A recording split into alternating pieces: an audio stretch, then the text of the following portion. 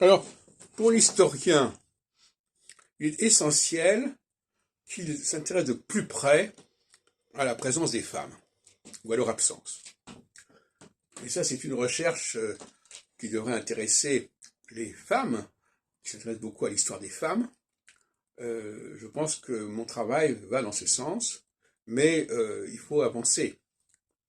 Je signalerai quand même, par exemple, en 1936, lorsque Léon Blum, qui est juif d'ailleurs, arrive au pouvoir, il a dans son gouvernement plusieurs femmes.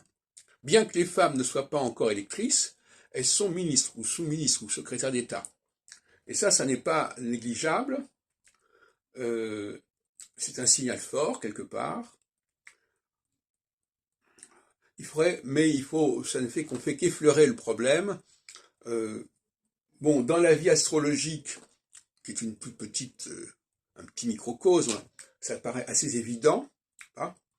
Les femmes apparaissent aux premières loges en phase équinoxiale. Je pense notamment, j'en ai déjà parlé, à Denise Després et à Daniel Rousseau dans les années 83-85. Elles sont mises à l'écart en phase solsticiale. Elles reviennent sur le devant de la scène. Par exemple, en 94-95, en phase solsticiale, Fanchon Pradalier-Roy vient vers moi, me sollicite pour publier aux éditions du Rocher le guide de la vie astrologique. Par exemple, c'est une initiative féminine en pleine phase équinoxiale. Donc, elles sont faiseuses de rois. Et c'est elles qui, finalement, mènent la barque. On pourrait tous en donner d'autres exemples de ce genre.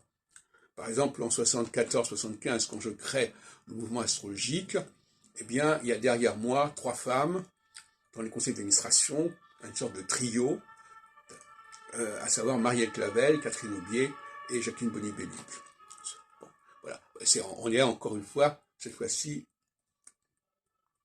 en phase solsticiale, parce qu'effectivement, dans ce cas-là, donc si vous voulez, il y a les deux cas de figure. Soit les femmes sont mises en avant, et ce sont les hommes qui sont en avant, comme dans 74-75, soit au contraire, ce sont les femmes qui sont mises en avant, qui se mettent en avant en phase équinoxiale, comme pour la période que j'ai signalée de Denise Després et de Daniel Rousseau pour les deux fédérations de l'enseignement astrologique et des astrologues qui se mettent en place à peu près au même moment.